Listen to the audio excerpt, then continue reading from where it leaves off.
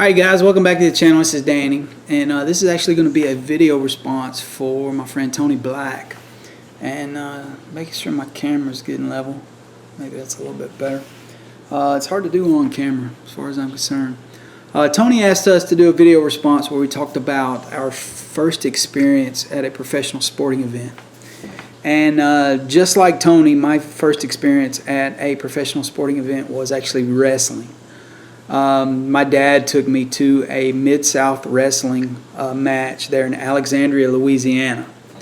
The reason why it was just me, and I'm from a family of 5 younger. My parents adopted some girls when I was in my teenage years, but way back then it was just us 3 boys. Well, there was 3 different summers where I was sick. I had scarlet fever one year, I had meningitis one year, and I had fifth disease another year, and so I was hospitalized for like a week each time. Well, in this particular year I was in the hospital, and my dad and brothers got to go do a camp out or something. I don't remember exactly what it was, but to make it up to me, my dad took me to a wrestling match, and we used to watch Mid-South Wrestling all the time.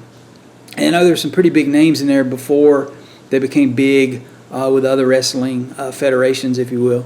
And we went to a Mid-South Wrestling match, probably 8 years old, so this would have been around 1984, summer of 84, something like that.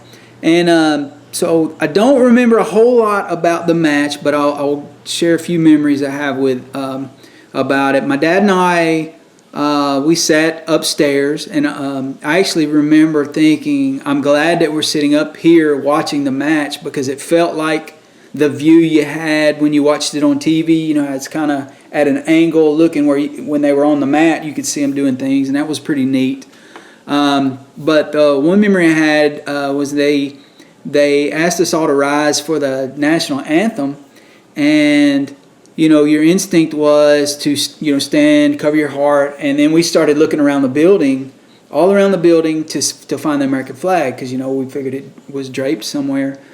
And I don't know if my dad tapped me or I tapped my dad, but we looked, and everybody in the crowd, the whole crowd, had turned around and they were looking straight at us, and almost like I was carrying the flag. And we both happened to look up, and hanging directly over us was the American flag. Now, we couldn't see it because we were looking straight up on it, but it was very uncomfortable having everybody in the arena kind of staring at us.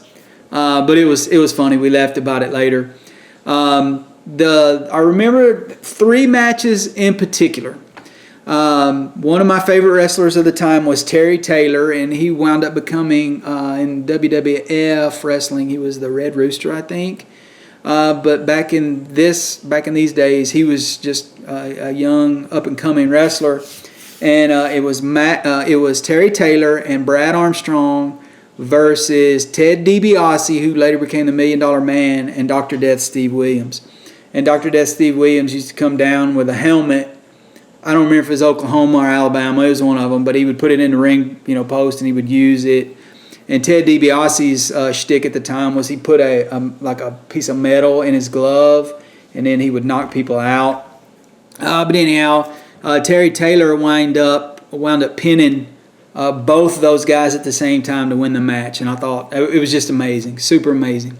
Another match that was a great big match of that wrestling event was the Rock and Roll Express, who again was some of my personal favorites, my favorite tag team wrestlers of all time, Ricky Morton and Robert Gibson. And Ricky Morton, I believe, lived here in Smyrna, Tennessee for a little while.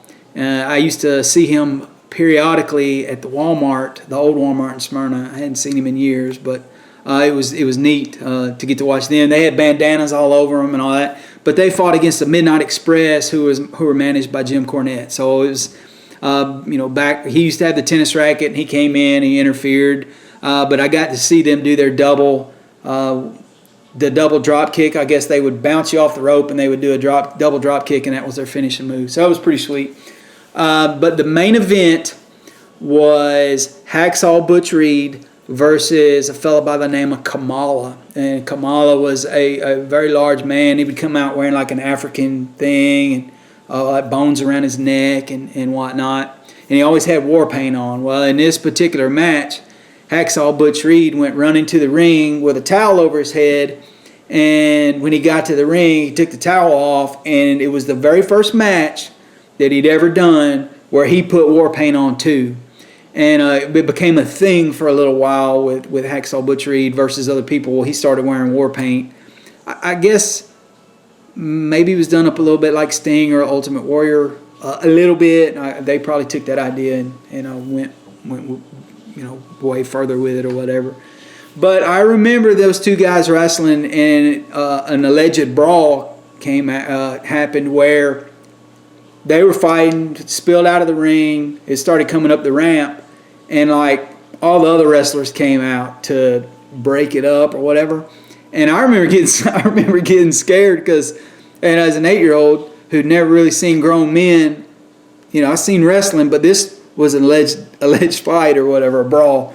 I got scared, and I remember kind of nuzzling up to my dad, and I'm sure my dad will watch this video and he'll probably get a kick out of this memory. But anyhow, so that was my first experience, and I remember leaving that place thinking, oh man, it was amazing, and to me it was real. To an 8-year-old kid, it was real stuff. So anyhow, Tony, that's